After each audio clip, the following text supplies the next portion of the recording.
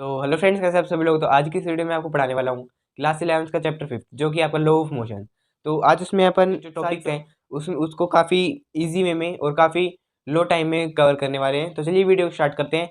और अगर आपने वीडियो को लाइक एंड चैनल को सब्सक्राइब नहीं किया तो आप जल्दी से वीडियो को लाइक और चैनल को सब्सक्राइब कर दें। ये देखिए, आपको सबसे पहले लॉज ऑफ मोशन में क्या पढ़ना होता है। तो वो पढ़ना होता है आपको फोर्स। तो फोर्स क्या है? फोर्स की डेफिनेशन है external agent that can be change shape, size and state of the body.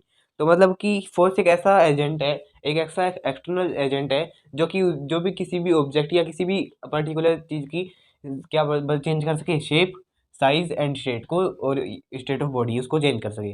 जैसे कि मान लीजिए मेरे पास है, अ, मान लीजिए मेरे पास स्प्रिंग है ये। तो ये क्या है आपके पास? स्प्रिंग।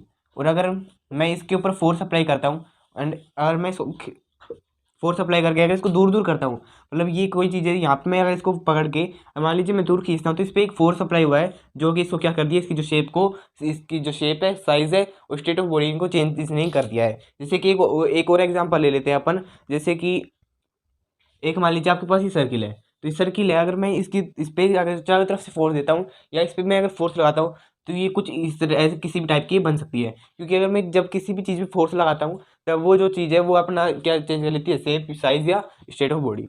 तो ये आपको जैसे समझ में आ गया होगा फोर्स क्या होता है। जैसे कि मैं एक और एग्जाम्पल ले लेता हूँ। जैसे कि मान लीजिए कोई ऑब्जेक्ट है, ये ऑब्जेक्ट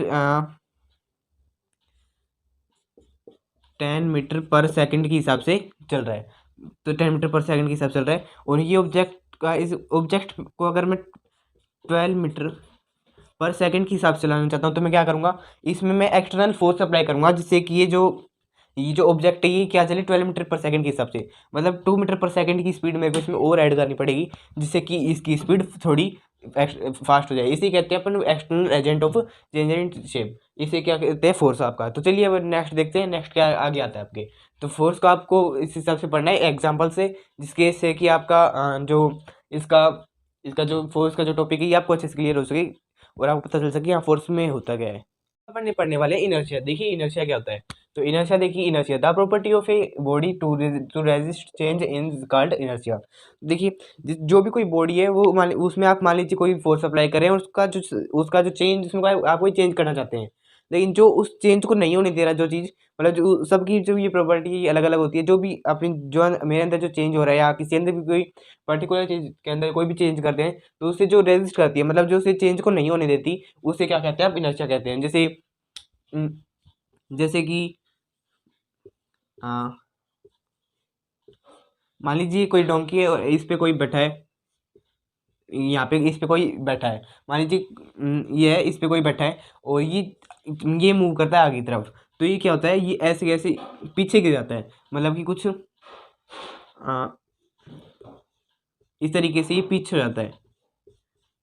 फिर जो इसकी जो बॉडी थी, ये एक तरह से इस पे रेस्ट पे थी। जैसे कि ये एनिमल है, कोई कुछ ये जो डंकी है, ये जैसे कि आगे बढ़ा, तो ये इसकी बॉडी क्या थी? रेस्ट में। लेकिन जो अचानक से जब फोर्स अप्लाई हुआ, तब इसकी बॉडी क्या होगी? रेस्ट से पीछे चली गई। मतलब इसने इसकी बॉडी जब ये एनिमल या डंकी आगे बढ़ा, तब इसकी बॉडी पीछे हो गई।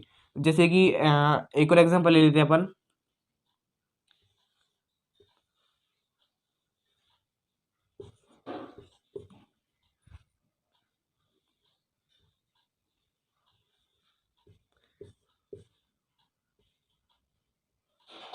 देखिए मान लीजिए यहाँ पे कोई बस है और वो आगे की तरफ मूव कर रही है, और यहाँ पे मान लीजिए कोई हैवी ड्राइवर बैठा है और उसने अचानक से हाई स्पीड में क्या लगा दिया, ब्रेक लगा दिया। तो जो यहाँ पे जो पर्सन बैठा है, इसका क्या होगा? इसकी बॉडी रेस्ट से क्या होगी? मूवमेंट में आएगी, इसमें फोर्स लगेगा, तो इसकी आगे यहाँ जाके धोखा लेगा, मतलब ये यहाँ पे गिर जाएगा। तो ये मतलब जो ये फोर्स अप्लाई हुआ है यहाँ से यहाँ तक का, इसे क्या कहते हैं आप? इनर्शिया। और जो इसे रोक रहा था, मतलब जो इसकी बॉडी रेस्ट में थी, इसे इनर्शिया कहते हैं। और ये जो आगे मतलब ये गिर गया किससे? ये एक्सटर्नल फोर्स अप्लाई हुआ, जो कि ये इसने क्या लगाया? ब्रेक। तो इससे हुआ। देखिए इनर्शिया ऑफ रेस्ट, पहले तो क्या था? रेस्ट में था, फिर inertia of motion, and inertia of direction, फिर उसकी डायरेक्शन मोशन, सब मतलब मोशन की उसने एंड उसकी डायरेक्शन चेंज हो गई। तो ये क्या था आपका? इनर्शिया। तो आगे चलते हैं अपन, आगे इनर्शिया के आगे क्या आता है। और जैसे कि इसमें एक और एग्जांपल लेते हैं, जैसे आप मान लीजिए स्कूल के कॉरिडोर में आप मतलब या कहीं भी आप भाग रहे हो, वो मान लीजिए उसमें अचानक से कोई टर्न है।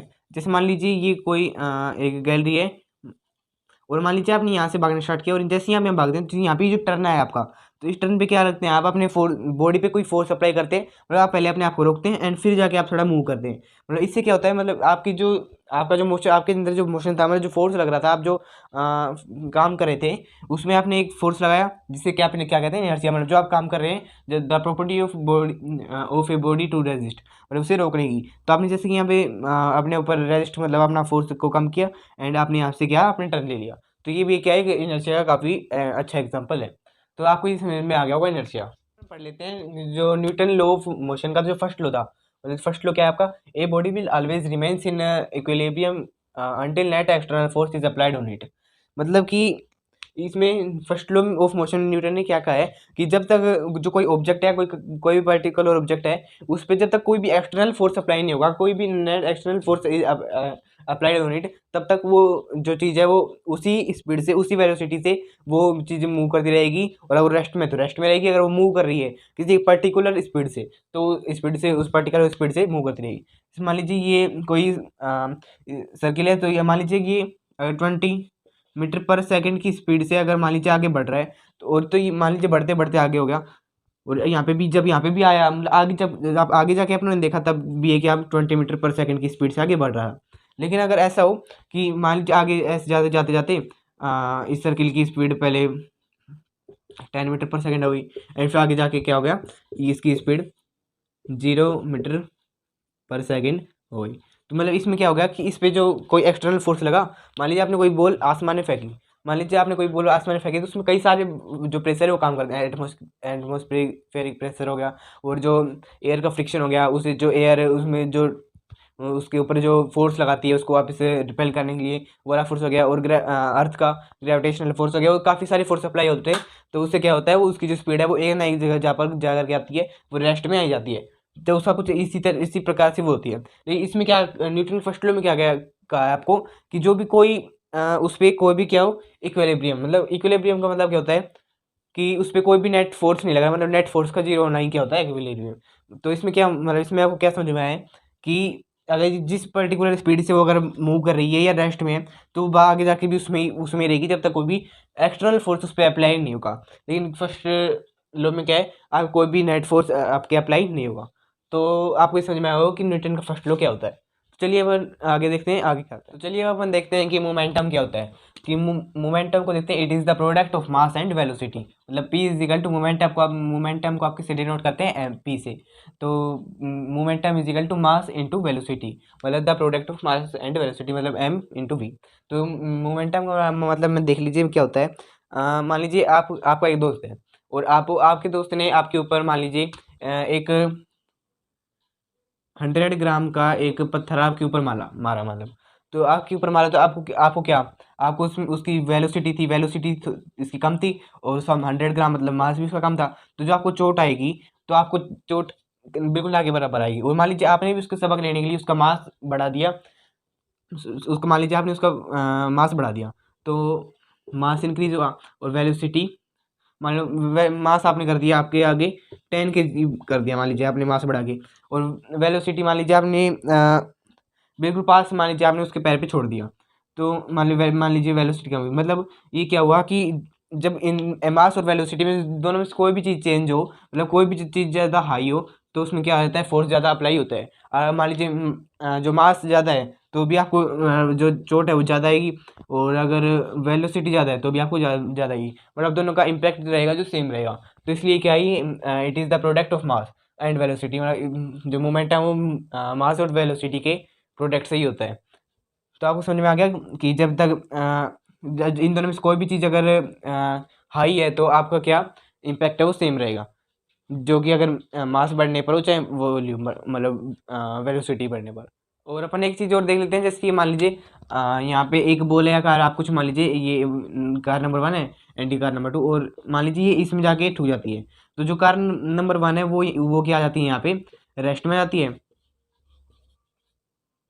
और जो कार नंबर 2 है वो आपकी 20 मीटर पर सेकंड से आगे बढ़ जाती है। तो मतलब इसमें क्या हुआ कि ये वाली जो कार नंबर 1 थी वो इसके टकराई, जैसे कि वो टकराती क्या आ गई रेस्ट में, और जो सेकंड कार थी उस पर एक पीछे से एक दूसरा फोर्स अप्लाई हुआ है, जो दूसरा फोर्स अप्लाई करके इस पर कोई स्पीड या किसी भी पर्टिकुलर वेलोसिटी के साथ ये आगे बढ़ी है। तो मतलब इसमें क्या हुआ है, मोमेंटम हुआ है उसका प्रोडक्ट एंड हुआ है किसके, मास का एंड वेलोसिटी का। तो जैसे कि इसमें आपको क्या पता चलता है कि जब मतलब इसमें क्या हो रहा है, मोमेंटम का कंजर्वेशन हो रहा है, और यह आपको याद रखना है जिस डायरेक्शन में आपका मूवमेंट, जिस डायरेक्शन में आपका फोर्स होगा उसी डायरेक्शन में आपका मोमेंटम का भी मोमेंटम भी उसी डायरेक्शन में आपका चेंज होगा। तो जिस डायरेक्शन में भी आपका फोर्स लग रहा है, जैसे मान लीजिए आपका इस डायरेक्शन में फोर्स लग रहा है, तो जो उसमें जो मोमेंटम में भी जो चेंज होगा वो भी इसी डायरेक्शन में होगा। तो ये क्या होता है, आपका मोमेंटम होता है। तो आपको ये समझ में आ गया होगा कि मोमेंटम क्या होता है। और आगे देखते हैं, इसमें कभी भी चेंज इन मोमेंटम निकालना हो, चेंज इन मोमेंटम निकालने के लिए आप क्या करेंगे,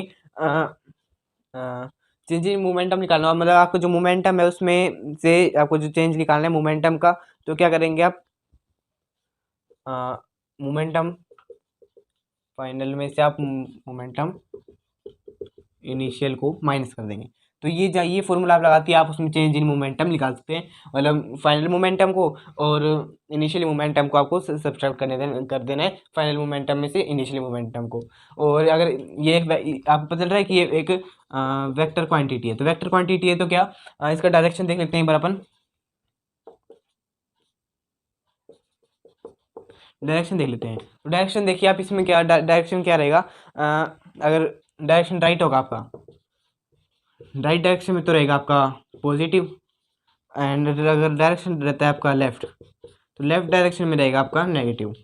ये आपको ये भी ध्यान रखना है इसकी डायरेक्शन। अगर मान लीजिए कोई फोर्स अप्लाई हो रहा है और उसमें मोमेंटम चेंज हो रहा है, कौन से डायरेक्शन में, राइट डायरेक्शन में, तो राइट डायरेक्शन में क्या रहेगा, वो पॉजिटिव रहेगा, एंड जब लेफ्ट डायरेक्शन की बात की जाए तब वो क्या रहेगा, नेगेटिव रहेगा। तो आपको मोमेंटम भी समझ में आ गया होगा। तो आज के पार्ट के लिए इतना ही। आज के पार्ट में हमने मोमेंटम को भी कंप्लीट कर लिया है, एंड न्यूटन का फर्स्ट लॉ भी हम कंप्लीट कर चुके हैं। अगली वीडियो में अपन देखेंगे न्यूटन का सेकंड लॉ और बाकी और कुछ टॉपिक। तो चलिए आप इसको बैक करके स्क्रीनशॉट आप लेना चाहते हैं तो स्क्रीनशॉट भी ले सकते हैं, और मिलते हैं नेक्स्ट वीडियो में। जब तक के लिए थैंक यू वेरी मच।